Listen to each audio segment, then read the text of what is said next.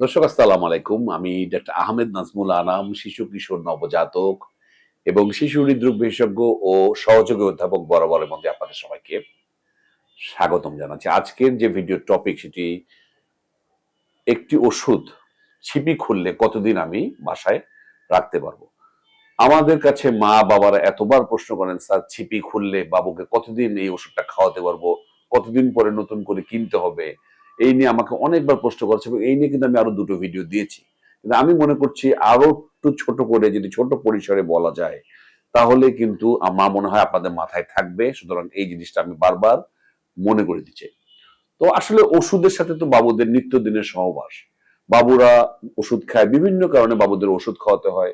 সকলের বাসায় দেখা যাচ্ছে ওষুধের একটা বিরাট বড় একটা কোনাই তৈরি হয়ে যায় যে শুধু বাবুদের খাওয়া না খাওয়া, অর্ধেক ইউজ করা, ছিপি খোলা, ছিপি আটা, বিভিন্ন রকম সিরাপ। তার মধ্যে যেটি সবচেয়ে বেশি কমনলি অ্যান্টিবায়োটিক। অ্যান্টিবায়োটিক আমাদের খুব প্রশ্ন আসে যে আসলে অ্যান্টিবায়োটিক আমি যদি একবার কিনি কতদিনের ভিতরে বা কতদিন আমি এটা রাখতে পারবো। তো দর্শক আমি প্রথমেই বলবো যে একটি ওষুধ যদি আপনি তার নির্ধারিত সময়ের ভিতরে না খান তাহলে কিন্তু ১ নম্বর তার কার্যক্ষমতা কমে আসতে থাকে।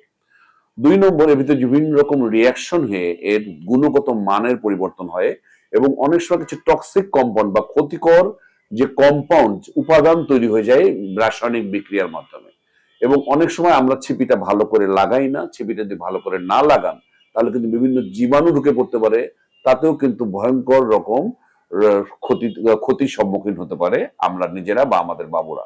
সুতরাং বাবুর ওষুধটাকে ভালোভাবে ছিপিটা আটকানো এবং একটি অতিরিক্ত ঠান্ডায় জায়গায় বা একটু ঠান্ডা জায়গায় না রাখা, গরমে সরাসরি গরমে এক্সপোজ হচ্ছে সেরকম জায়গায় না রাখা, মোটামুটি একটু ঠান্ডা জায়গায় রাখাটা খুবই খুবই জরুরি।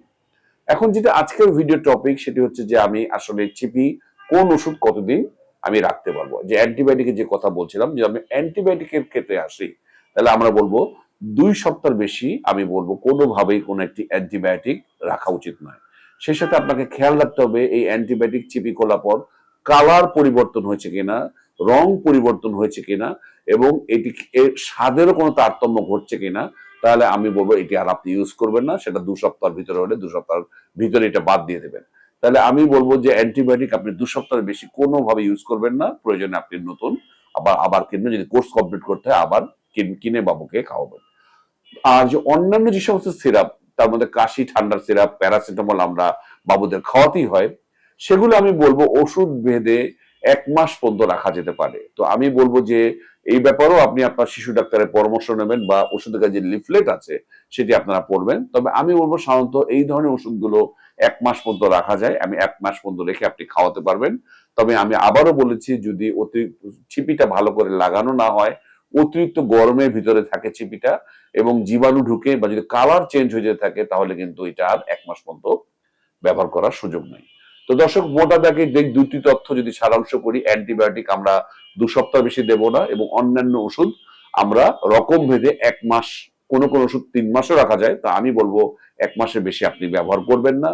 অবশ্যই নিজের বাবুকে নতুন ওষুধ কিনে খাওয়াবেন, কোনো ঝুঁকি নেওয়ার সুযোগ নাই।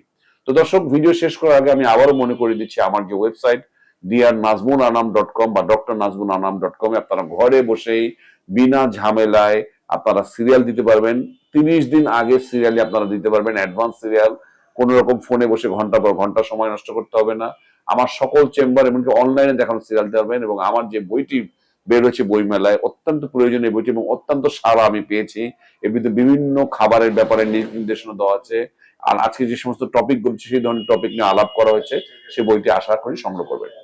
আজ এ পর্যন্তই। পরবর্তী নতুন কোনো টপিক নিয়ে আবারও হাজির হব। সেই পর্যন্ত বরাবরের মতোই আল্লাহ হাফেজ।